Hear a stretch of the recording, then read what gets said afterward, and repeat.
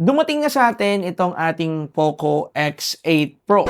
I mean, Redmi Turbo 5. Which is ito yung ating magiging Poco X8 Pro for sure, or isa sa mga phone sa Poco X8 series. Tingnan natin kung ano yung makukuha natin sa Redmi Turbo 5 and tingnan na rin natin kung ano yung mga pahapyaw na pwede natin makuhang specs pagdating sa Poco X8 series. Kaya tara, samahan niyo akong i-unbox at pag-usapan natin. So bale, nabili ko nga pala to kay AHH Xiaomi Manila. Pwede nyo nga pala yung kontakin, nilalagay ko yung link niya sa description down below. And also maglalagay din po ako ng link dyan ng store na madalas kong pinagbibilhan ng China ROM sa Lazada and Shopee. Check nyo po yung description sa ibaba. Okay, unbox natin dito. Yan. By the way, yung presyo nito nasa 20,000 plus or nasa 19,000.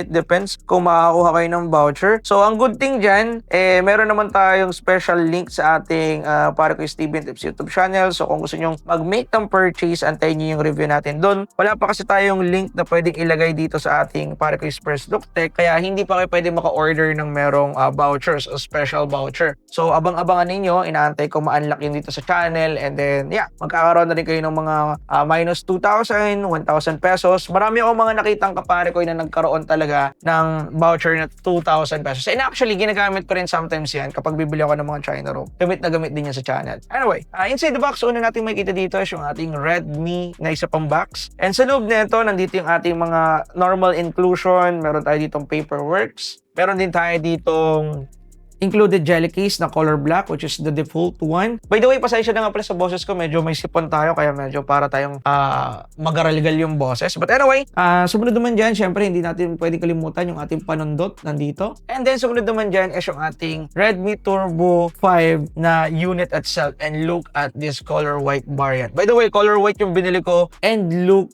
at that colorway, mga kapare ko. I don't know if merong RGB itong ating Redmi Turbo 5, pero ako na yung unang magsasabi, first impression, yung size niya, same sa iQOO Z11 Turbo, yun agad yung una kong nagustuhan sa phone na to. And look at that colorway. Ang ganda ng combination ng red at saka ng white, nag-blend talaga ng tama. And nandito pa rin yung pamoso nating curvy shape corners, which is nagbibigay ng iPhone vibe feel. Backseat shape din yung phone, pero syempre, meron tayo dito slightly cut curve na edge dito sa gilid, kaya comfortable pa rin hawakan. Anyway, yung last one na makikita natin sa box na ito is yung ating 100 watts fast charging power brick and also yung ating charging cable na hindi pa rin USB Type-C. Sayang, sana USB Type-C na. No? Mas okay kasi pag USB Type-C, magagamit natin sa ibang mga phones or chargers or cable na meron tayo. But gano'n ba man, all the way, goods yung mga inclusion, pretty common. And ito na siya guys, sa setup na natin, balik first boot yan, and nandito pa rin yung ating iQOO Z11 Turbo na unit, and tama ako ng hinala, magka-size lang silang dalawa. Look at that. I like this kind of phone na talagang maliit, which is yun talaga yung pinaka-trip ko at the moment, like yung mga tiny phone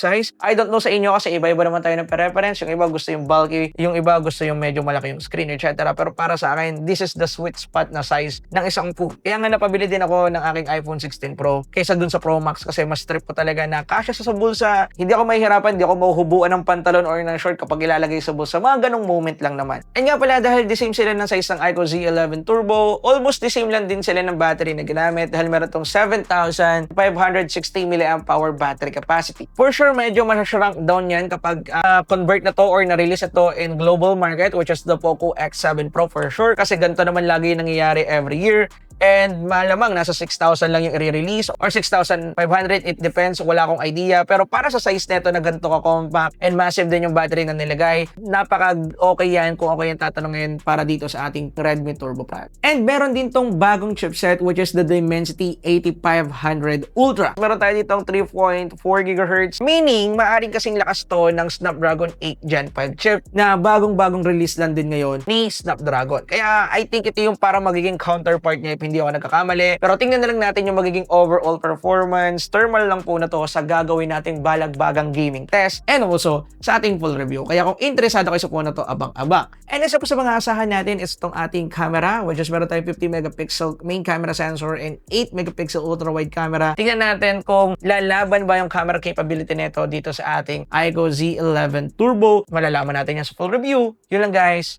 Peace out.